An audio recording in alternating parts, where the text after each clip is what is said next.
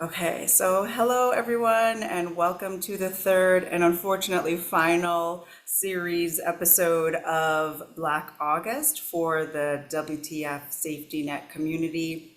I am Dania Davey. I am the founder of Land and Liberation and the creator of WTF, We're the Future. Yes, it does also mean that other thing. And that was a product of just my own personal nerddom around the federal policies coming out of the prior administration and the tracking that I was doing of the executive orders that came out in January. And that has kind of evolved into a community of learning for farmers, small scale producers, and land stewards. And this webinar is one of the educational resources from WTF. There's also a newsletter and a website. So be sure to follow all of those things if you want to keep up to date on the ways that these ongoing policies from this administration are impacting our communities, and in particular, our small scale producers. So what we're going to talk about today is, well, first of all, for those who have not attended the other or haven't gotten a chance to yet watch the WTF Black August videos, which are available on our YouTube. What does Black August have to do with WTF? So Black August came out of the pushback against the prison industrial complex. And for those who were on early, you heard about Lena's discussion of what's happening in DC right now, the hyper fascist use of military against our US citizens is really something that our political prisoners of the Black liberation movements were educating us about all along. And so it's just very timely and appropriate for us to be recognizing that all of the liberationists, the revolutionaries, the freedom fighters, the Black political prisoners that were making the connections for all of us between colonization, racial capitalism, imperialism, and the prison industrial complex really are the foundation of all of the advocacy work that our organizations that work at the intersections of environmental justice, land justice, and food justice have inherited.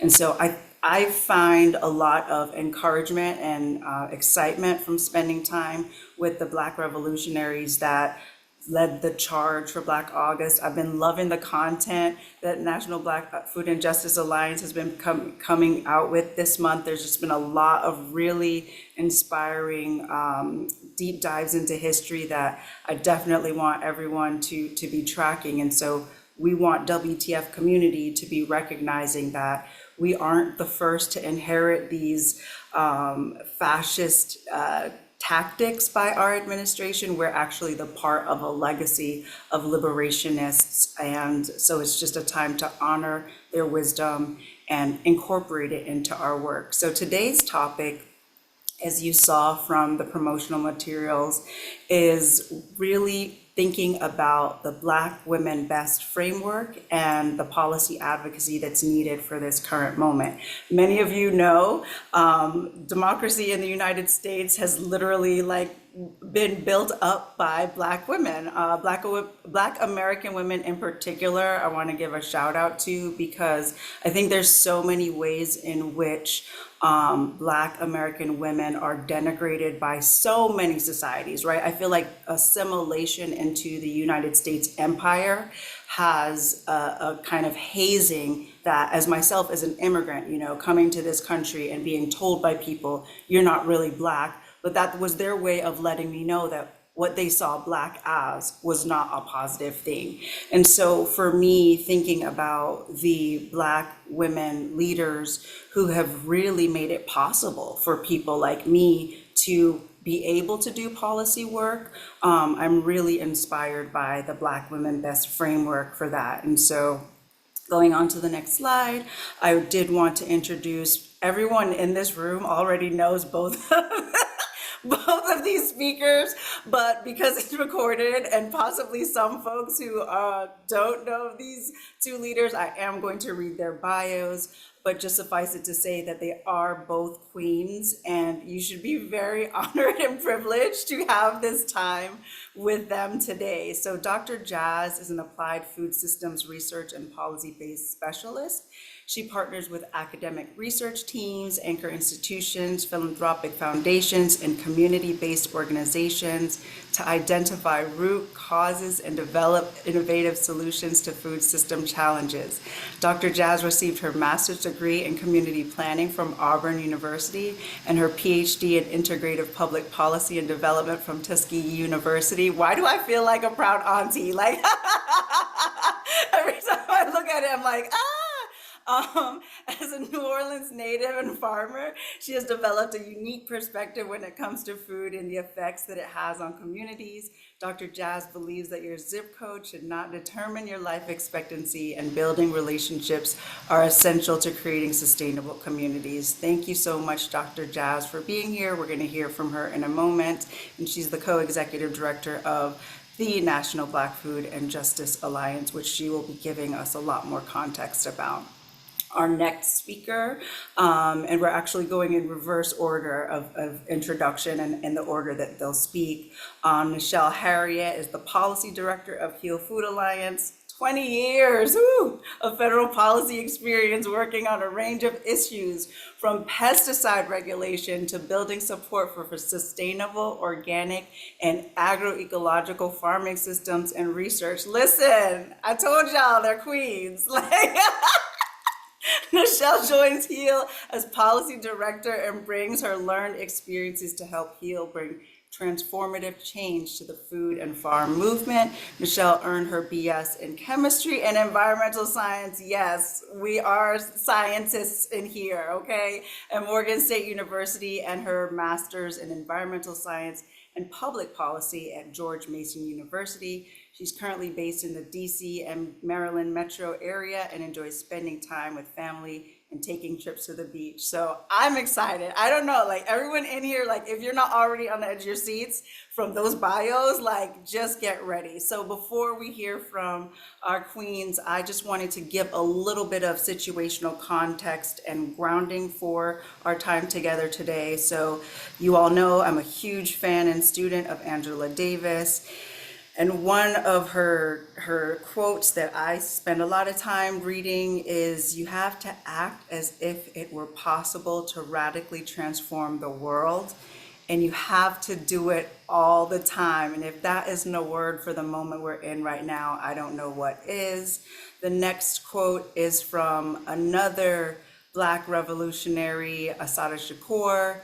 And this one, I think, is where we're going in the fall. I think that this is the risk that we're facing just because of the onslaught of months and months and months of desensitization of fascism. And Assata says, people get used to anything. The less you think about your oppression, the more your tolerance for it grows. After a while, people just think oppression is the normal state of things. But to become free, you have to be acutely aware of being a slave. And, you know, as we all know, the condition of being a slave has never been abolished, because our assimilation into the imperial standards of what success looks like, what a policy win looks like, what a constitution looks like, has definitely been framed from a perspective of the denigration and the oppression of the Black woman's body. So one of the reasons I really wanted to start with centering the Black Women Best framework is, one of the questions that I've always had before law school as a law student was, can we draft a new constitution? And yes, we can. Yes, we absolutely can. Now, is it easy? No. Have people tried to do it? Yes. And so I wanted to point out to folks that there are two really great resources, the National Constitution Center and the New Constitution Project.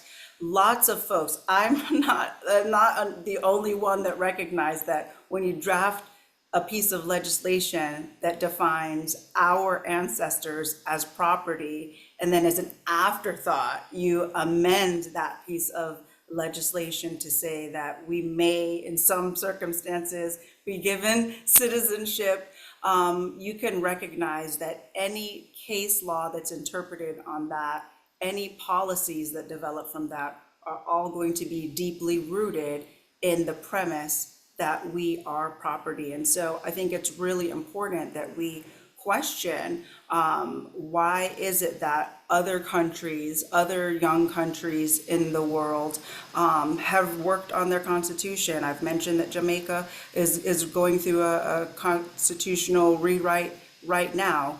And so I think those are really good resources for folks to check out, just to see many of the possibilities for crowdsourcing the real constitution that we actually need in this moment. So if we were to write a new constitution, how would we even start? We know that the way that the first constitution was drafted was centering the needs of white male property owners. Basically, anyone else that did not fit that definition did not meet the definition of a citizen within the context of our current constitution. So the Black Women Best framework really wants us to investigate what would legislation look like if it centered Black women. So Janelle Jones coined the term Black Women Best in 2020.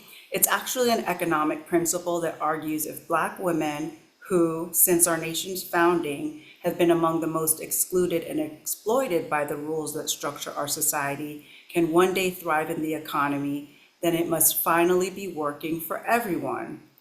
And then there's another economist that further explained that Black Women Best refers to both cis and trans women and femme-identified people, which includes anyone who is not a cis or trans woman, but who identifies as feminine or is typically read as feminine by others, including those among them who are non-binary and or gender non-conforming. So Black Women Best is really a gender expansive and really calling in a more intersectional analysis of the way that we categorize people with relation to what we consider our neoliberal book of rights.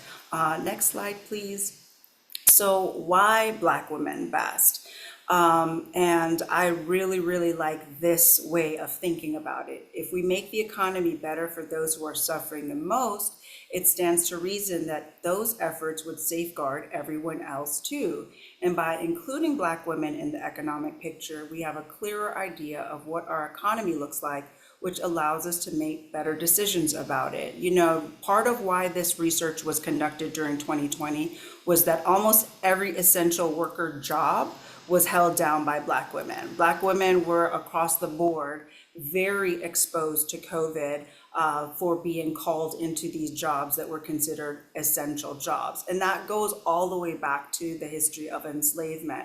There were times when in South Carolina, when Black economics post the Emancipation Proclamation started giving Black communities some semblance of economic stability, laws were passed that Black women had to work. Like Black women have always been required to actually be at the same economic production capacity as white men. So even when we're looking at wage discrepancies, the metric that Black women should be compared to is white men, not white women, because the roles that Black women have always been placed into within our economy have centered them as the workforce. And there's lots of really great data. Right now, what we're seeing is that the jobs that the federal government is eliminating are directly impacting Black women. And Black women are in many households the ones carrying their families' economic circumstances on their back. So does Black Women Best mean that, we're no immigrant women or like no trans women? Like, is it in opposition? Absolutely not. Centering Black women in policymaking and all of the intersecting identities Black women hold ensures that Black women can build economic security. But it also means that deeply entrenched which are all predicated upon misogynoir or the hatred of Black women, all of those deeply entrenched racist, sexist, queerphobic, ableist, and xenophobic policies that harm the overall economy for everyone will all be unraveled by centering Black women in our economy and our policy solutions. Next slide, please. So, with that context, I want to give you all just a few moments to just reflect. If you have pen and paper, even better. Otherwise, no need to have a pen and paper available. You can just think about this. If you were participating in writing a new constitution, what rights would you prioritize? So if you were one of the folks, you were one of the founders of the new constitution, what would be the rights that you would prioritize in that drafting process? And we're going to come back together at 3:20.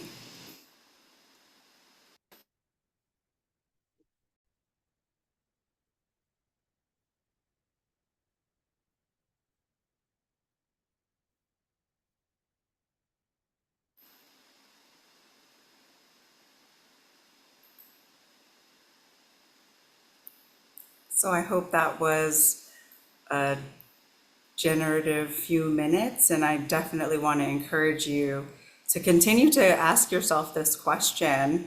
I think it's a really great opportunity that we have, that it is so blatantly apparent that capitalism and fascism are completely failing the needs, all of the human and environmental needs that our communities have. So I'm really excited to be joined by Nichelle to share about one of the strategies that HEAL is using to bring forth the new world. Thanks so much for being here.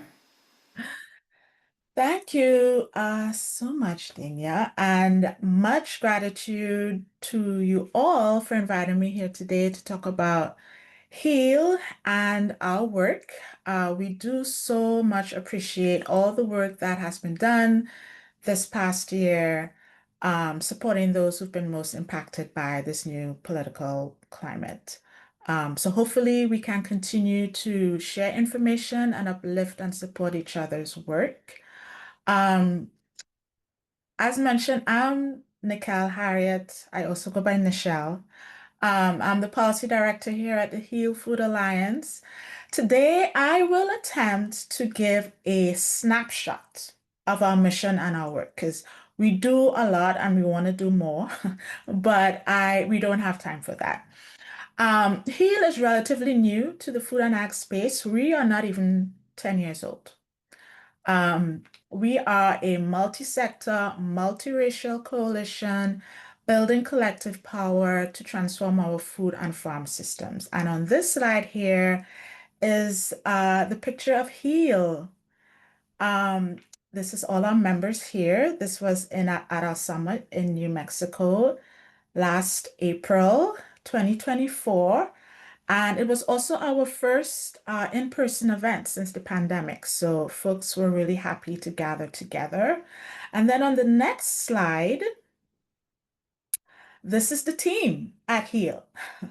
So we are a small but mighty bunch. Most of us are still here this past year.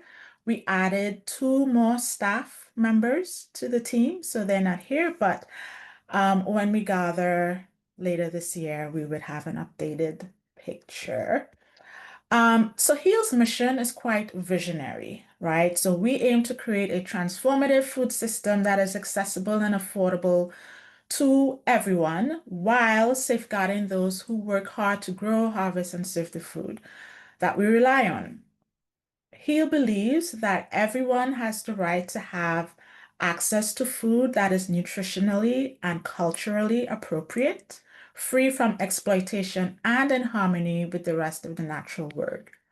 So in this slide, you would see our four founding organizations that came together around 2017, 2018 to talk about the intersection of ag at health, environment, and labor. These organizations continue to play a key role in our day-to-day work at HEAL, being part of our steering committee and also a part of our membership.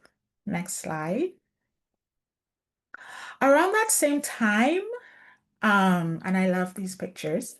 Around that same time, our members came to develop HEAL's platform, which we are also currently updating. But it's called the Platform for Real Food. This platform identified three pillars, and you see them there, under which we set goals, um, and there were a lot of them, um, to sort of determine how he would work and what we are striving for. So you will see here health, environment, and the economy. Those are sort of our key pillars, and then everything else feeds from that. You would see also on the slide some sub goals under each one. So for example, under health, we have increased food literacy and transparency. And then under economy, we have, improving opportunities for all producers. Next slide. So, under the goals of our platform for real food, we organize around um, five, these are five, right? Five sort of core methods um, that are sort of how we think about our work. And I will get into them in the next slide. So at the core of our work is bringing the grassroots together. So connecting and uniting groups. Um, we are building the grassroots together to build power, to empower young leaders, and to strengthen our movement overall. So this starts with our members. So we have about 57 members. This past year, we added maybe, I think this was the year that we added a lot of members, maybe 16 or so. Among the members that some of you may see here, or you are yourself here, um, among these members, there are core and connecting members, and our core members are really those who we categorize as serving BIPOC communities and or they are BIPOC led, right? So we really try to center BIPOC voices in our work. Our members across the board work with farmers, indigenous communities, food and farm workers, activists, you name it. And our members really help inform our work. So currently they are helping us with our strategic plan, which is what we're doing this year. And many of them collaborate with us on our campaigns. Next slide. Next, and even though I don't work directly with this program, I really love this. So this is our political education and analysis core method. And here we develop and lead our School of Political Leadership, or SOPL. And in this program, we bring together a cohort of young and aspiring leaders to help them sort of get centralized around, what are the tools and resources they need to work to continue, because many of them already do, to continue working in their communities towards building political change, either in the food movement or in electoral politics. This past spring, and this is our spring 2025 cohort here, we hosted 14 leaders from different organizations across the country, and they just had their summer graduation in San Diego. So this is one of our sort of core ways we try to educate and equip the next generation of leaders. Next slide.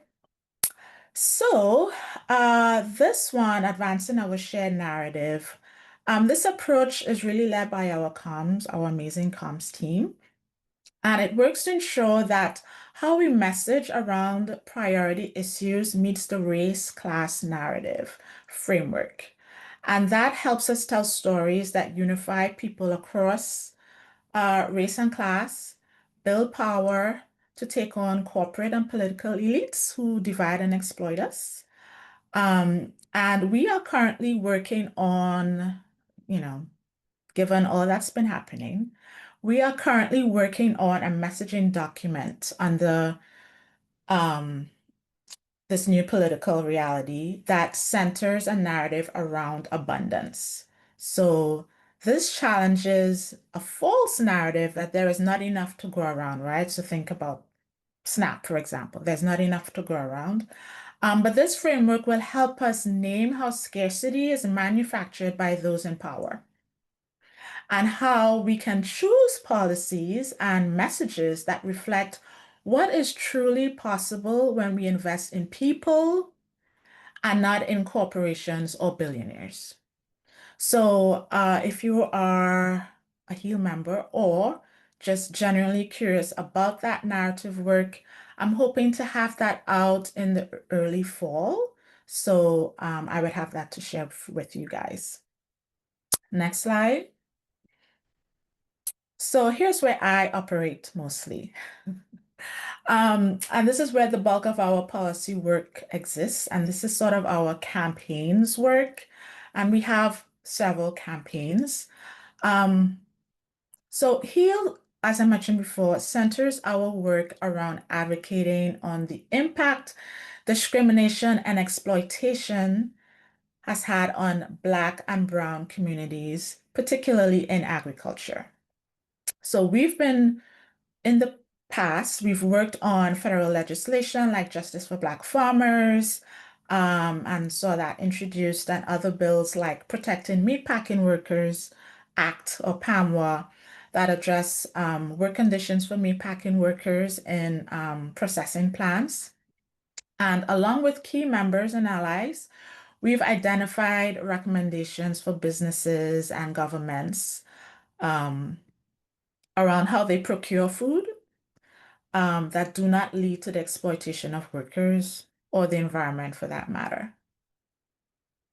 Next slide. Under our campaigns work lives our advocacy at the federal level, but particularly around Farm Bill. So I'm going to spend just a little bit of time here.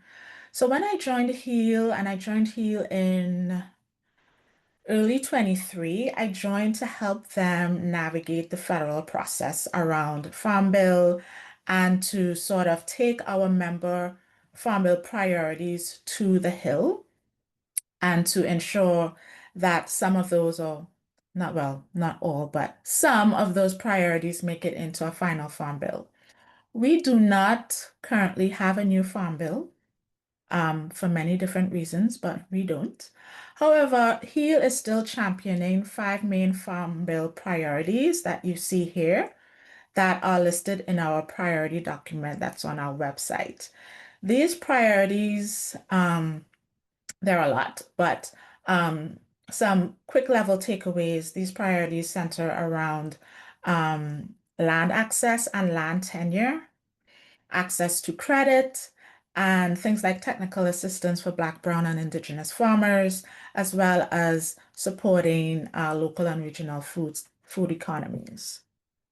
In our advocacy, we also dedicate a significant chunk of time talking about food and farm workers. Um, Many of you may know food and farm workers are excluded from the Farm Bill for reasons that go back post-slavery. And they are not really seen much other places in the federal sphere, right? So we believe it's high time that workers are provided with safer and dignified working conditions. So this also includes, protections from extreme heat, which, as you know, with climate change and increasing in extreme temperatures, workers become at risk.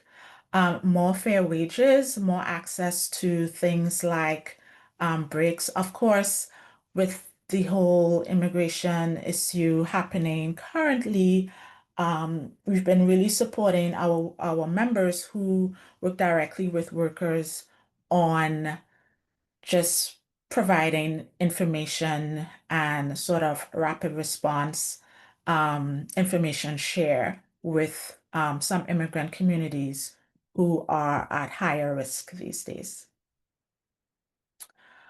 Um, Also, this is just a picture of our first Farm Bill fly-in that happened also in 2023. So here's where we got members to come into DC to talk to their members of Congress about Farm Bill and their priorities.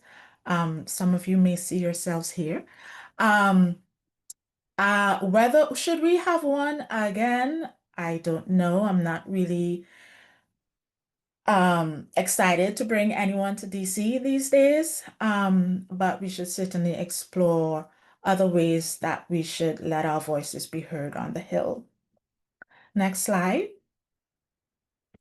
So this is our last core method, the fifth one, and that is really about our work ensuring that BIPOC communities in the food and ag space are equipped with resources to help them continue the wonderful work that they are continuing to lead on. HEAL is a national I would say grassroots organization, but we have so many members that are working in their local communities, and not just in their states, but some even just at their county level. So we want to make sure that those who are working directly with um, school children or those working with the homeless, for example, have the resources that they need to continue doing that work.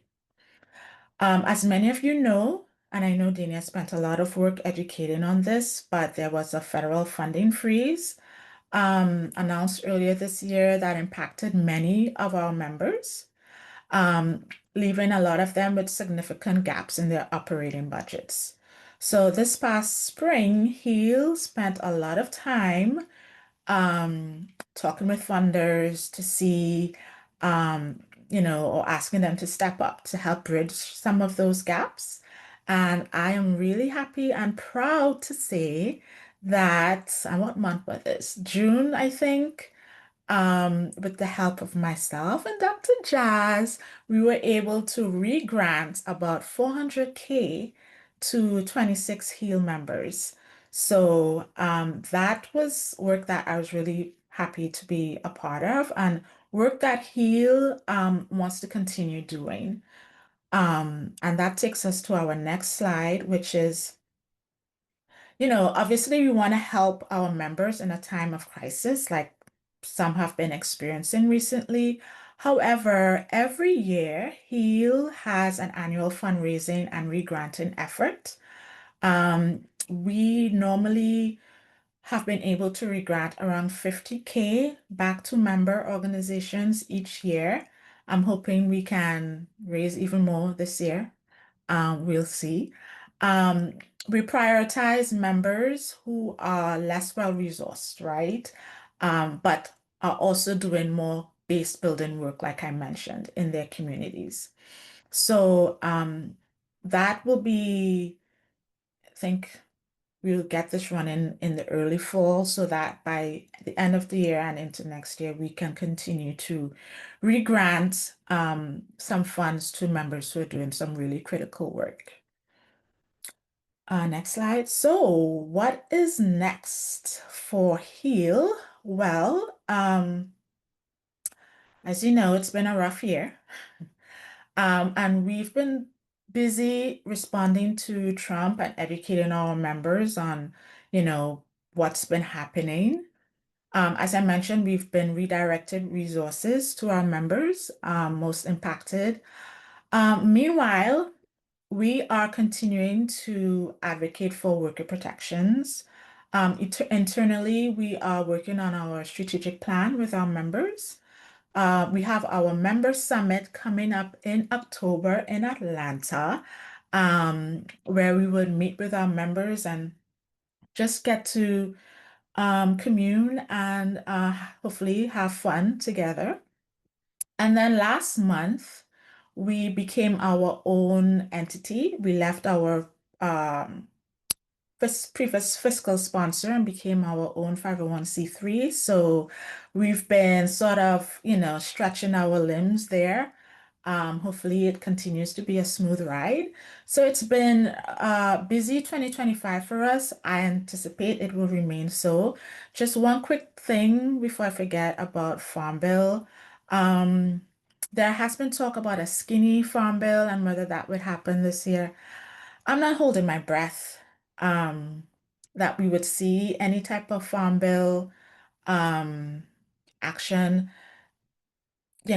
I definitely don't think anything would be passed this year, but would we see some draft language? I'm not even optimistic about that. But crazier things have happened. So, but if it does, he will be there to respond, and make sure that our member priorities are, that we can talk about that. And I think that is it.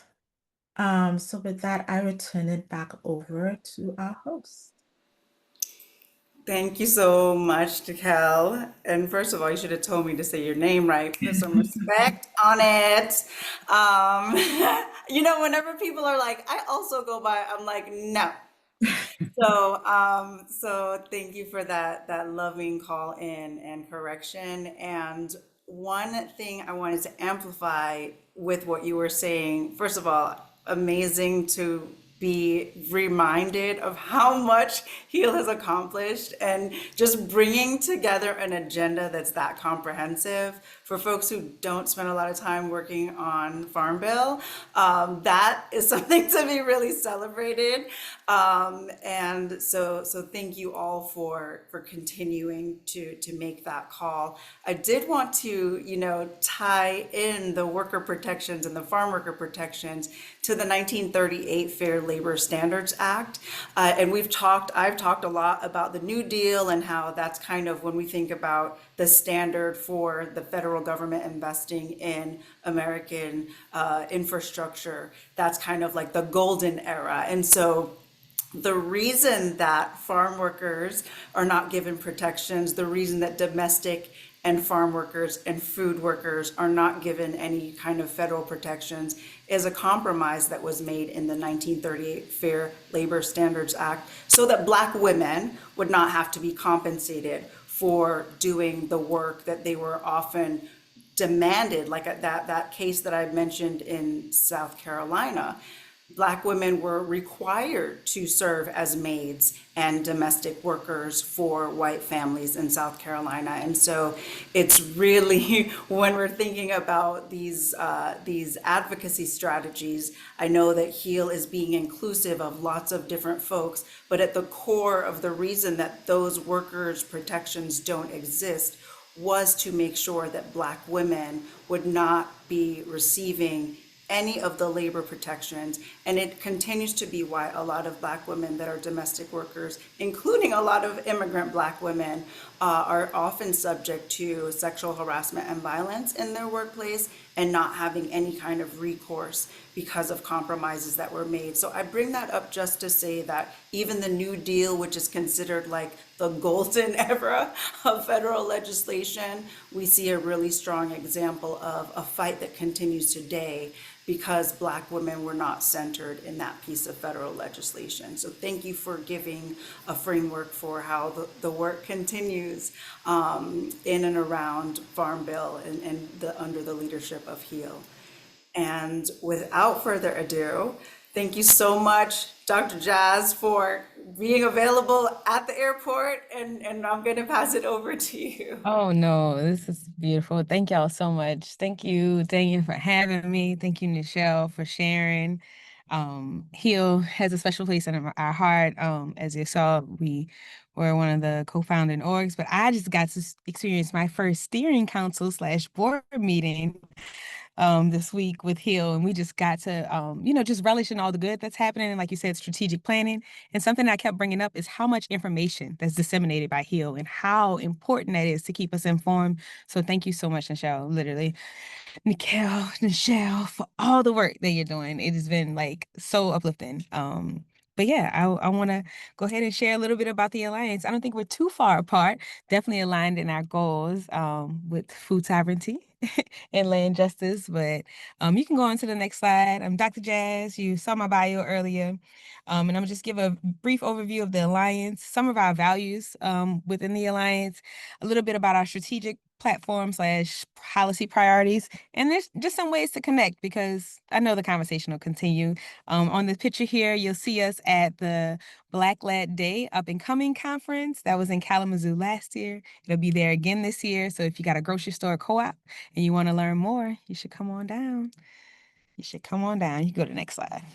So yeah, overall, the Alliance, we are a coalition of organizations and also cultivators, so individual members as well. But we have about 60 now. It says has over 50, but now we have over 60 members in organizations that are farmers, land stewards, we're organizers, we're policymakers, we're activists, we're academics, just so many people that we are building together power. So it feels good to be in this grassroots era and connected with so many different communities. You'll see us actually here in this picture sitting with Erica Allen at Urban. I'm in Chicago. We're in Chicago at Urban Growth. But yeah, this is a part of our work as we continue to move folks together. And I just want to share some of the values that we also move through as we are especially in line with this conversation, actually on our community values that all of our members signed. The first one is Black Radical Feminist Leadership. And we clearly embody that. We have two co-executive directors, and our former founding executive director, Dara Cooper, really ensure that we set this up, that we're not forgetting the labor of women and like discounting it, but honoring it. And that comes up in so many ways within the org. But we also continue to practice deep democracy. Our board slash leadership team is all members. They're all elected by members and represent members.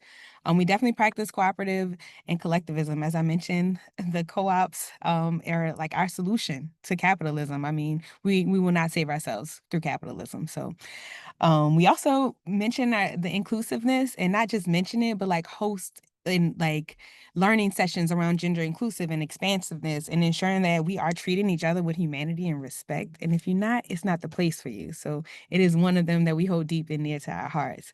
Along with building community wealth and power, we know it doesn't need to be individual and that doesn't last, but ensuring that everyone has what they need. And then the self-determination. So not waiting on someone to do it for us, we're doing it ourselves. So that's a part of how we move as a community. We definitely have more agreements, but I just wanted to highlight a few. And this is why we came together. This is actually written by the original founding members. And I want to read this as is because we were founded 10 years ago and it still feels ringing true. But we are in a crisis moment and we live under a corporate dominated food system that prioritizes the maximization of profit over human life. This system is extractive, exploitive, and deeply anti-Black. In the US, we have witnessed the systemic dismantling of Black land ownership in both the rural and urban contexts. And at the same time, our Black foodways, why we eat, what we eat, and what it means are disappearing. We lack access to and control over the production, distribution, and consumption of food that is healthy and grown in ecologically sustainable ways. We live in the aftermath of deindustrialization, the gutting of infrastructure, and the withering away of the social safety net. That last part, especially with this ugly bill that just passed, is just feeling like right now is the time to double down on all the things that we know that we need to build to survive together and to thrive. Not just to survive, but we definitely gonna need to be making sure each other has something to eat and somewhere to be, but to also thrive. And we definitely have to do that together. So I just wanted to name that this is what the original members wrote 10 years ago, and it's still feeling so true today. You can go to the next slide. So I know we got problems, lots of problems. We have a vision on how we going to break down those problems. So this is a part of our 5-year strategic plan. We're not saying that we're going to solve the world in 5 years, but this is our incremental change that we're hoping to move forward to. We look at our work in two different ways: Black land and power, and then self-determining food economies. So the land, and then what's happening on the land. And we really want to ensure that we are removing land from the speculative market. As we know, over 15 to 19 million acres have been stolen from Black people. Indigenous folks have been removed from their land as well. And we want to regain stewardship of those acres. And we're going to start with a few thousand. And when we regain stewardship, we're hoping to remove them from the speculative market. So like a land trust or some type of clause in the purchase that it can't be bought or sold, only to be stewarded. So yeah, we're supporting some local coalitions to do land reform and defense practices. We just launched a land defense fund recently. We supported folks with legal, mediation, taxes, all the things to retain and recover land. So that was a beautiful opportunity, along with our Resource Commons Council, that is available to members for infrastructure, land purchases, and things. And it is in a very non-extractive loan agreement. So I know sometimes it's like, oh, we need all the grants. It's 25% grant and then a 75% loan with maybe 1% interest that you have a whole year to figure out how to start paying back. So I really enjoy like how we can figure things out and like make our own rules up to see what fits us best and not be extractive to each other. So we're on like the third round of that resource commons. So it's rolling, and we're still learning as we go for sure. But on the other side with the self-determining food economies, where we're just really trying to move away from the corporate dominated food system and lean into community control. And that includes our farmers being into the food market, our community led grocery stores like Gem City in Dayton, Ohio, or Detroit People's Food Co-op in Detroit.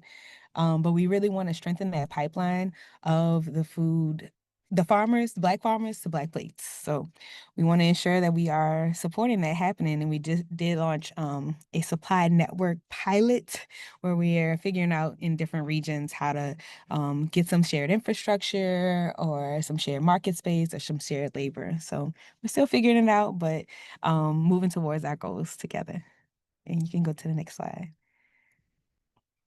So yeah, I mentioned co-ops. I know sometimes people be like, a co-op? I probably got a co-op in my neighborhood, but I don't know if that's for me.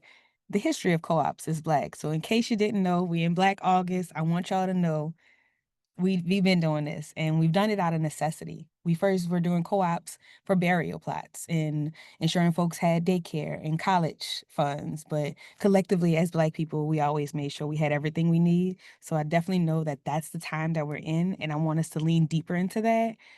That's where we are now, like being cooperatively in community and not in competition. So I'll just share a little bit about what we're up to now. I can't remember what the next slide is, but yeah, policy. Good. Just some pictures. Okay. Our policy platform and everything else along with organizing the Alliance, we just focus, I'll say, our work in 3 different spaces, how we do the work. So I said Black land and power and self-determining food economies are like our pillars, but the way that we do it, we organize people, we build institutions, and we amplify culture. And organizing people looks like this: going to climate justice rallies with Heal Food Alliance, bringing some folks along. I think actually up at the top right is with the Transformative Farm Bill Coalition through Union of Concerned Scientists, really advocating and listening from our members what they need. That's how the Justice for Black Farmers Act was drafted back when Dara Cooper was still actually on sabbatical. She wasn't even fully at work. Her and members at Hill worked with those senators' offices to draft legislation that was explicitly for Black farmers. And it was in a time that there was a lot of racial uprisings and demonstrations that were happening. And it was more ripe in the, I would say, in the federal government area. But now we're necessarily not saying that the legislation isn't needed. We just don't know if it's the time to focus that energy in something that's so race explicit, and want to be sure that we are bringing folks to the table and moving our values forward. So with the policy platform, we know that it's not an end all be all. We're not going to solve everything through policy, but we do want to figure out like how not to lose what we have. So We know it's a critical tool for lasting change, so we want to continue to organize through the grassroots in shaping these local and federal policies as well, and then also offer some educational resources. So one of the things that we're building right now is a policy scorecard with some support from 11th Hour. One of our funders are actually helping us operationalize when we get an executive order or a policy or something. Like, we can put it into this matrix and figure out, is this for us? Is this going to move us towards food justice and land sovereignty? Or do we need to advocate and talk to our legislators about shifting this or not moving this forward? So we're really excited about that piece being able for everyone to use. So it's taking some time because it's going to be great. But we're also building up for a virtual fly-in. So we're looking forward to talking to some local and state legislators in October. And we are learning some virtual advocacy. We're learning a virtual advocacy training, just some tools about how to approach folks, how to craft our message, how to ensure that we are making clear requests and asking the people that have the power to change. And we're getting some support from Equity, the team they're leading. So we have our next policy advocacy training on September 4th at 4 p.m. Eastern. If anybody wants to join, just drop a note in here and I'll send you the link. It is for folks that are able to come to our policy table, which we do have an exclusive space for Black people. And if you aren't Black, I don't want that to feel like, oh, that means it's not for me. When Black people win, we all win. But sometimes we just need our space to be together. So that is how we are with the Alliance. And I also mentioned like amplifying culture a lot. I'm running through all my words because I really want to pause and hear from y'all, but we love to share the written word and folks' visual arts as well.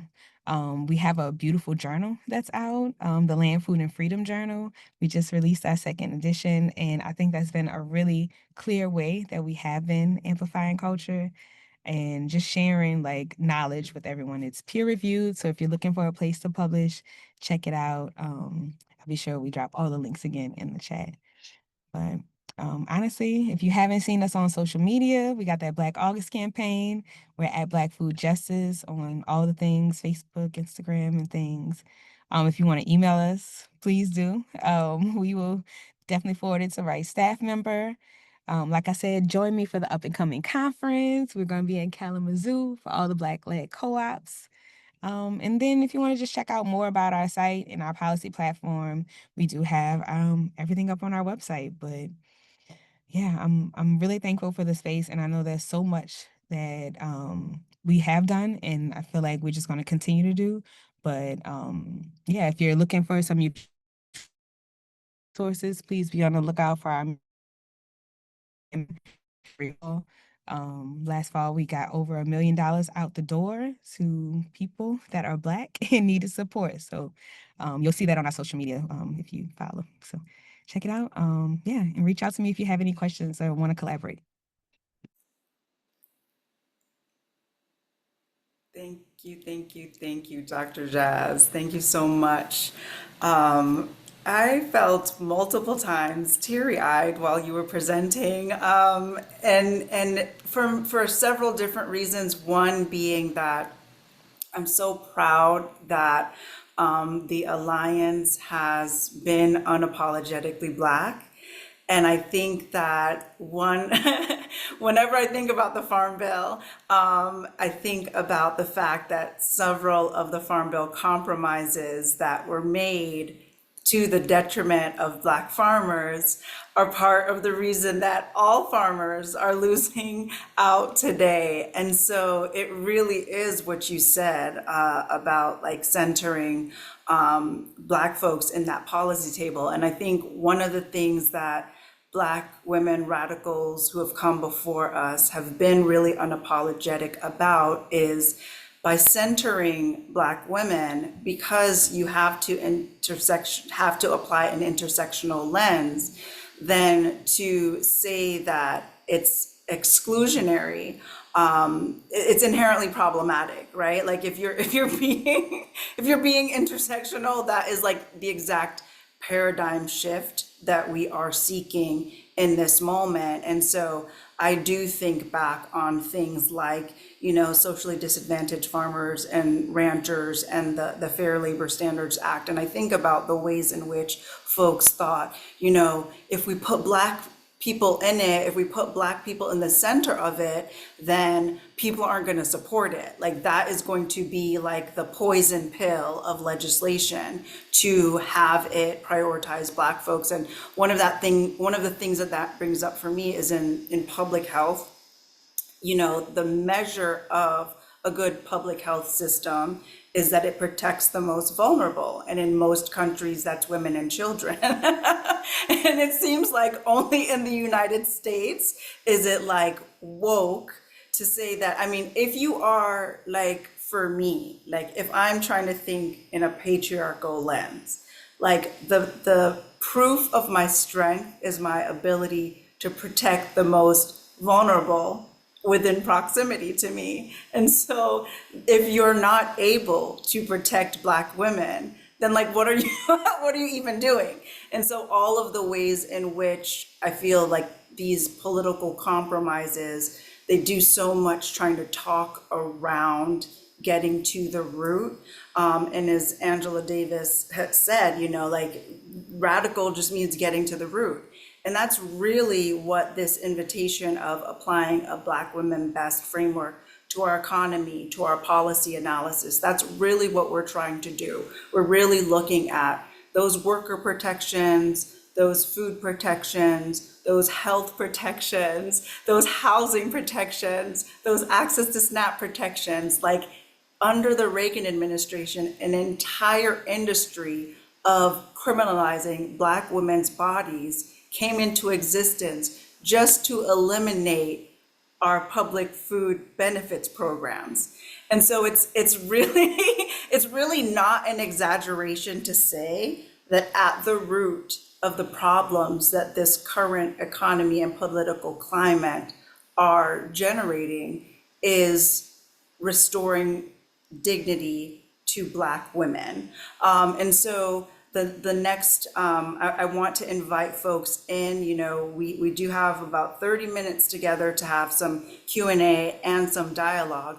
But one of the things that I wanted to invite some folks, and just to give Nichelle and Dr. Jazz a moment to prepare for the questions that are likely going to come in the chat, I just want to invite folks to think about, like, what can I do to center the Black women in my community? What can I personally do to center the needs of Black women in my community? And it's funny because I identify as a Black woman, and I also recognize that that's not always how I'm racialized, because race is a social construct. And so this is something that this is like an active practice that I have, is thinking about what are the spaces that we can curate that make sure that Black women know they're welcome there. Because there are lots of ways of making policy spaces mute Black women. Number one, not inviting them into conversations, right? Like not looking at them as subject matter experts on science, on economics, on public policy. And so that's something that in my own thinking of what a safety net could look like, I'm constantly asking myself how to make sure that Black women are holding the mic. And so with that, I just wanted to really thank you both very much for all the mic holding, all the mic passing, all the things that you're doing, because, Dr. Jazz, you said we're not going to fix everything. And I agree with that. But instead, what both of your organizations are doing is you're building the new thing. You're building the replacement, which is what we actually need. And you're centering the real needs of our communities. And that is the solution. It's not our work to repair the sinking ship. Like that's not our work. But what you're both doing in your roles is you're creating the new world, and you're inviting us in to participate. And so I'm just really grateful for that opportunity. And I'm not sure if my team has seen any questions come into the chat, but I did want to, I'm going to let the folks that are participants come off of mute if they'd like to ask a question. So speak now. Here's your chance to interact.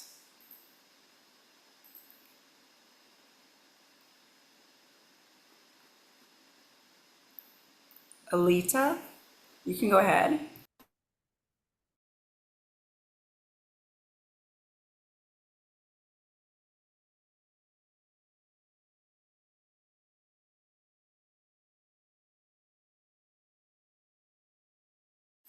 I saw your hand up and then it went back down. So Alita, I'm not sure if that was a accidental hand raise. Oh no, we couldn't hear you. Are you on mute?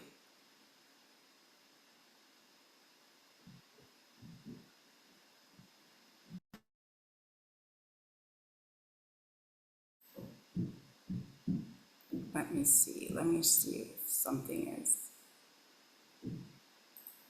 Can you try again, please?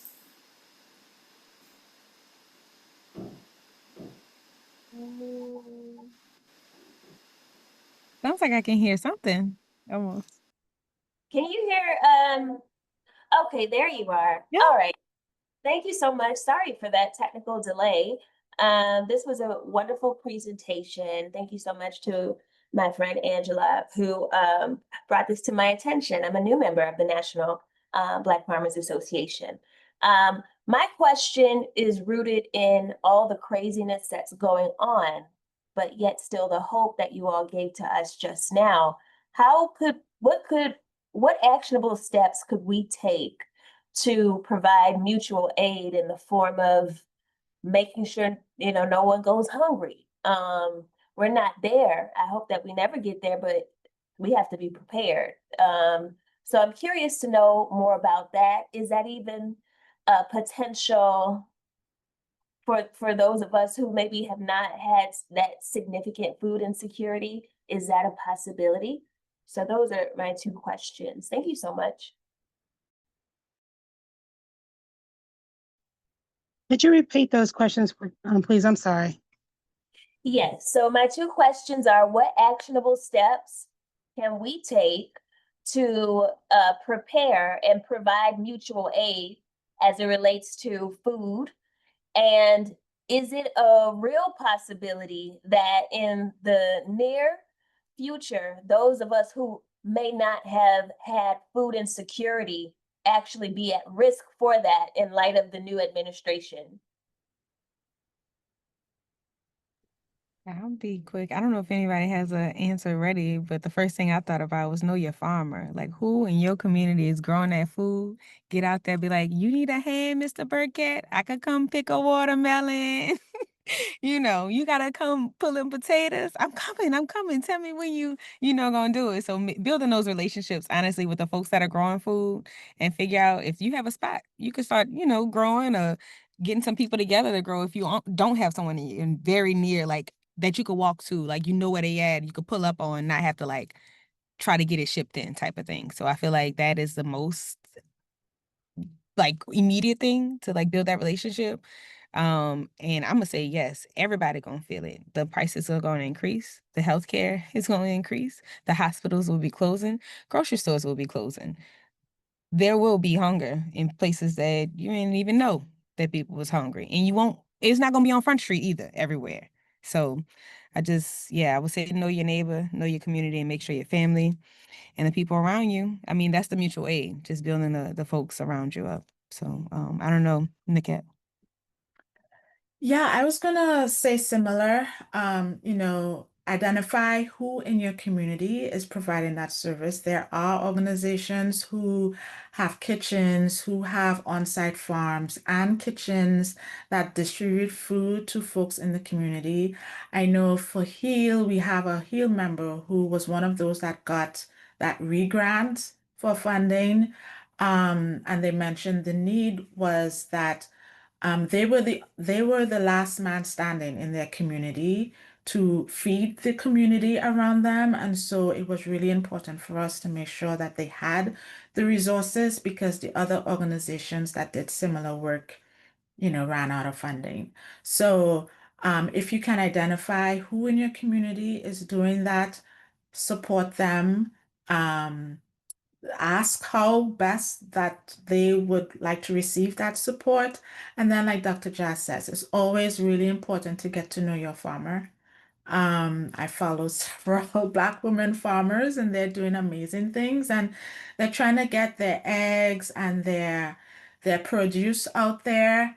And so, if you know that you're in that community, definitely reach out and see how best you can plug in.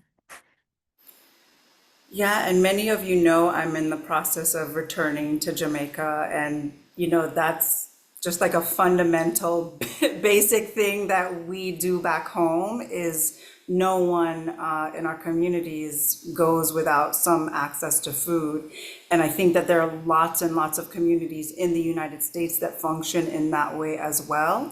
And we saw during COVID that folks were figuring out ways of whether, old school like phone lists, WhatsApp groups. There are tons of groups that were COVID bubbles that are reactivating to make sure that folks that have needs can get those needs met. Dr. Jazz gave a really good example that the Federation was like shipping produce up to housing and to folks in the projects in New York during COVID when grocery stores were closed. And so there's so many examples of our farmers wanting to just grow for their communities. But I think the part that gets missed in the conversation is that we're not always supporting our farmers, right? So that's where the mutual aid part comes in, is that, if you're going to go to the farmers markets and want to negotiate or barter people down from their cost,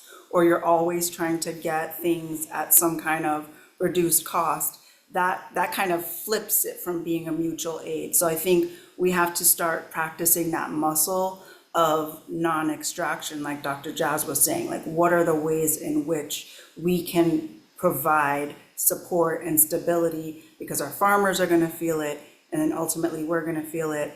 But I also want to add, if you have, like, we're growing, we have a very small backyard here, and we're growing our food and plan to continue to do so. And I would highly recommend that folks think about all of the ways that they can get something, grow something for themselves, that they have something to exchange with others in their really close future. Thank you all so much for that insight. I've been taking notes as you've been speaking, and I do have a little garden in the back alley here in Chicago. So I'm working with a little something. Thank you. Thanks for growing and being here.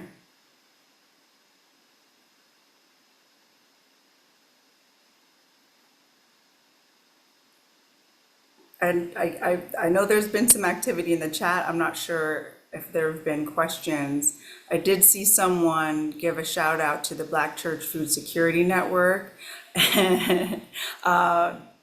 which is a huge resource. I know that lots of churches may be impacted by funding cuts to the nutrition programs as well. I've actually been doing outreach to churches to make sure that they're aware of the ways in which, sometimes just the way that these stories get framed, folks think that if a program is cut to farmers, it's just the farmer's bottom line. But a lot of the programs, the technical assistance and the supportive programs that are that ecosystem of support for farmers, are going to make it harder or more expensive for churches to continue their feeding programs. So if you're a member of a church, have this conversation started now that folks are realizing that if it's possible to grow on that church's land, start connecting with the the Black Church Food Security Network, and figuring out all the tricks of that trade as well.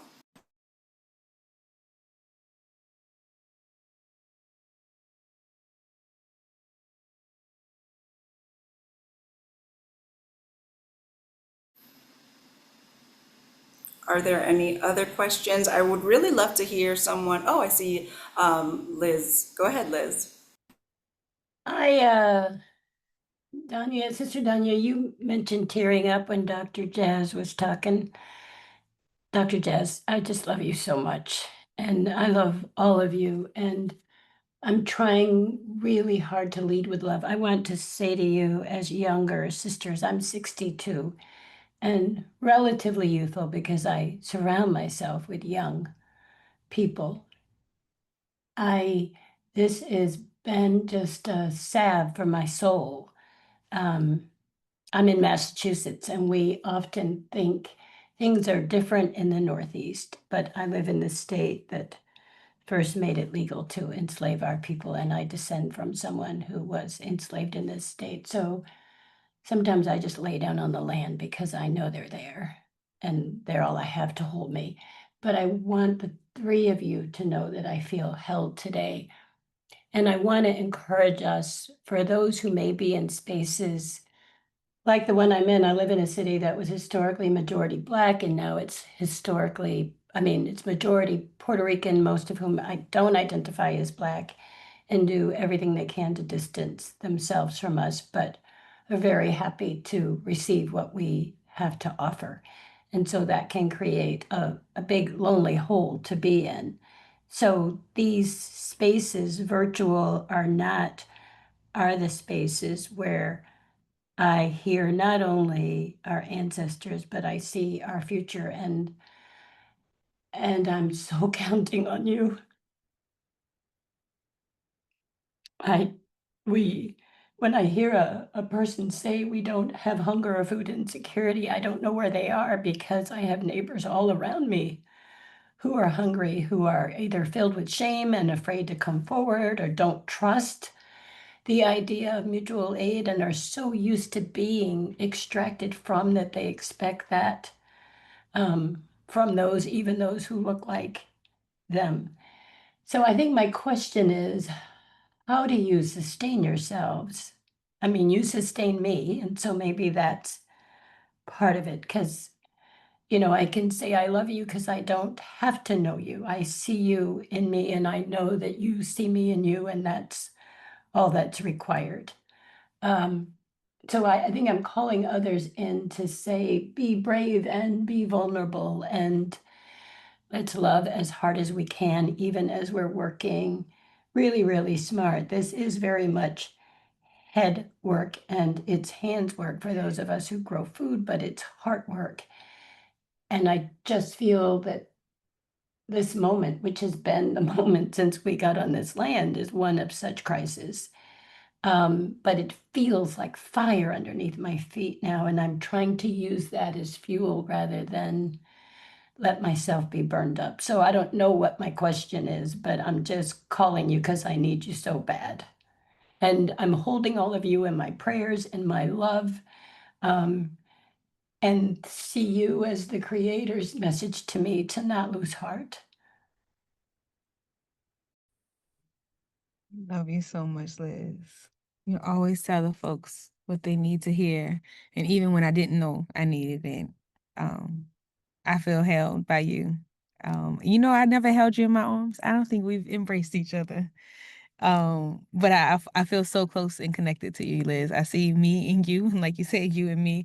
I hope and pray that I'm as fiery and fierce as I continue to age, and give them hell. Okay, I'm gonna just keep holding on to your spirit. And I know when you asked, I did hear a question there. How do we sustain ourselves? I replenish by taking my bubble bath, knowing that I can't do it all today, and that there will be a tomorrow for us to fight together. And that's what's been holding me and keeping me, Liz. And I hope that it continues to hold and keep you. And I love you so much.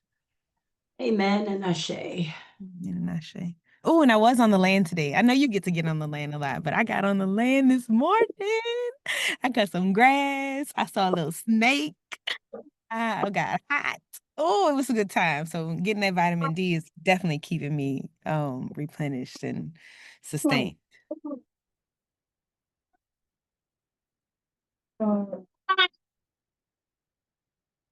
Um, can y'all hear me? This is Jermaine. I'm on Annex link to the session. Can y'all hear me? We can hear you. Yeah, I'm over here in tears because I'm in South Carolina and they're doing this to me right now. But also, as a result, my family went without food recently. So to hear that y'all, one of the things that has kept me sane is that Black women believe me when I tell them this is happening. So that's been the fuel for us to keep like fighting this. But this unfortunate opportunity has brought like my children and me closer together so that we can figure out how to collectively feed one another and continue to do the work in the community, even if we have to do it quietly. So thank y'all so much. I have hugged you and I'm remembering your arms around my neck, Jermaine. And I hope you can feel me and see the joy in baby Jax and just, keep that holding you. And I know all the grandbabies and things that you are building for are looking for us to keep continuing. So please continue to take care of yourself as you're taking care of community. And it's Yeah, just but deep.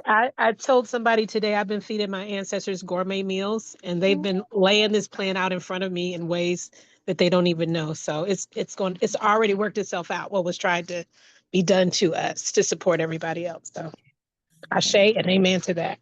Amen. We love you so much, Jermaine, and all the work that y'all up to in South Carolina. And insecurity is not far away. And I know, I think Alita, someone asked that earlier. It's real and it's raw. So thanks for sharing. And I saw someone in South Carolina wanting to connect. So I hope y'all get connected. Because Daniel's the connector. Okay. I had a great time with Jerry. Yeah, I thank you for your energy, Dr. Jazz. Jermaine, Liz, definitely feeling both of you right now. You know, I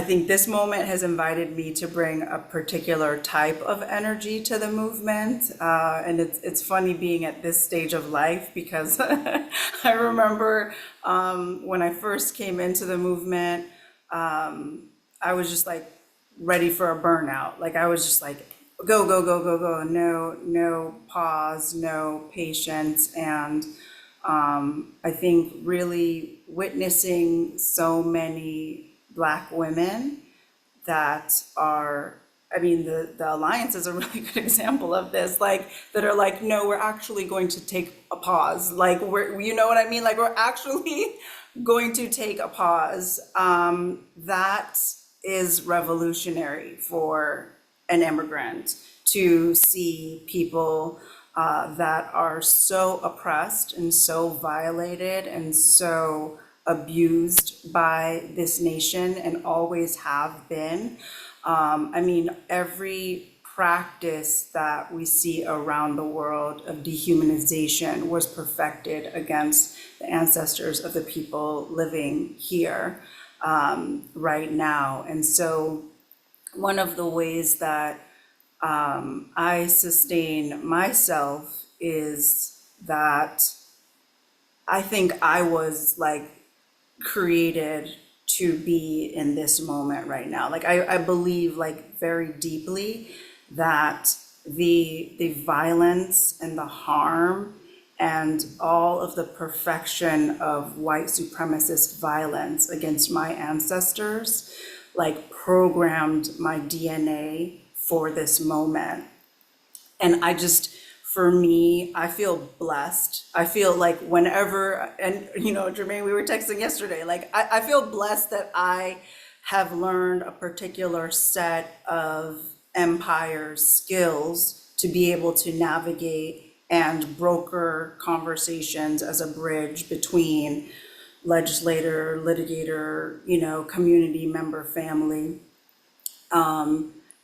And so it's like very nourishing to have you all here. It's very nourishing to hear that you all feel safe enough to share your tears, because I think that the flip side of saying like Black women best is like Black women have been extremely exploited. And so, like, if that becomes the measure of what a successful economic system looks like, then we're just further causing our own detriment and harm.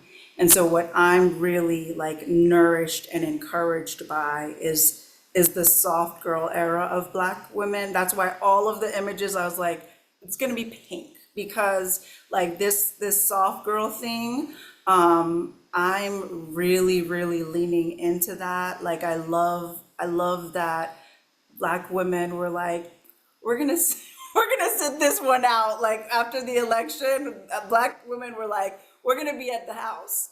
And for me as an immigrant, I was like, okay, that means I gotta put my ally, like I gotta put my ally cape on and start like carrying forward things and being a solutionary, because Black women have more than earned all the vacation days. And so I think I just wanted to like name and amplify what I said at the beginning, that African American women in particular, this is like like that has been the blueprint as a Black identified immigrant woman with a Chinese mother, Chinese Jamaican mother. Like African American women's strength, strategy, capacity for like tuning out the distractions and really focusing on sharpening tools,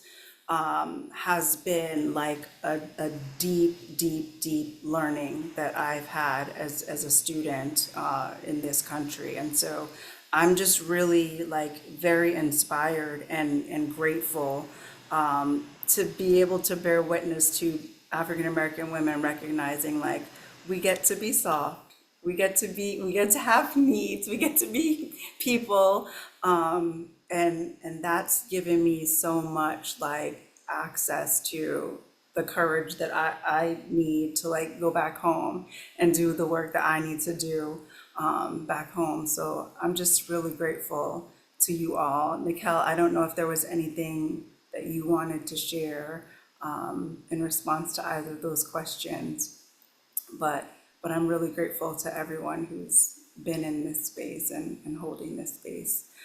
In our last 5 minutes, I want to give each of our speakers an opportunity to just give a last words, and then we'll wrap up for this session. Well, first off, thank you for inviting me here today.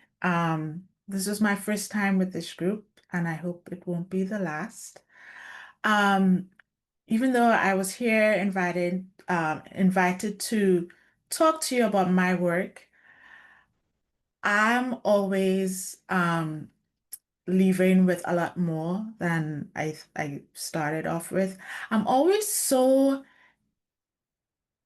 inspired and also rejuvenated. So, the question earlier was, like, and the answer was sort of like, getting rest and maybe getting to be soft. But for me, it's being around others who are in it and who are finding their strength to move through it. That helps me because I work in policy, federal policy. Sometimes I wake up when I start my day at work, one of the first things I do, which I need to stop doing, is like I go on the news to see like what's going on the Hill. who's saying what, because that's just, I need to keep tabs on that. And then it's like, well, what is this? And then my day is all bad. Like, I'm just like, oh, this is just a mess. And it just throws me off for the rest of the day. And so I need to learn to not do that, but also um, remember that there are so many of us out there who are inspired despite everything that is happening, who are continuing to support their communities, and that they have, a strength that I can tap into and feel inspired by that would help me continue moving forward. So that's just, I mean, again, it's not what I'm leaving, it's what I'm taking from you all. So I'm just really grateful for that. Yeah, this has been beautiful. Thank you, Nichelle, for speaking, being my co-speaker with me. Thank you for inviting us. I don't know, thanks all the panelists for joining, the questions, I mean, the thought and the intention just behind and being in space together. Thank you, Liz. Thank you, Jermaine, for being so real and so raw. Um, I really just want to name that flame that you said that you had, Liz, that fire that you feel. And I want us all think, how can we channel that fire to build? They want us to burn it down. They gonna do that on their own. We see it crumbling. Why we don't have to put our energy there. Let's build together. Let's build the relationships, build the world we deserve. And in Baba Fred in Pembroke, Illinois, he says, keep the flame. So we'll leave y'all with that. Ashe, thank you both so much for being here. This recording and all of the others will be available on the YouTube. I want to encourage folks to share those videos with other folks who might need a word of encouragement. The one last week was also very emotional. There's something about getting to the root of Black power is something that it's generative, and I'm really proud that this is uh, the the weapons that our ancestors gave us. Like I think that Black August this year for me has been a real celebration. I'm sad that this is the last one, but I couldn't imagine a better set of folks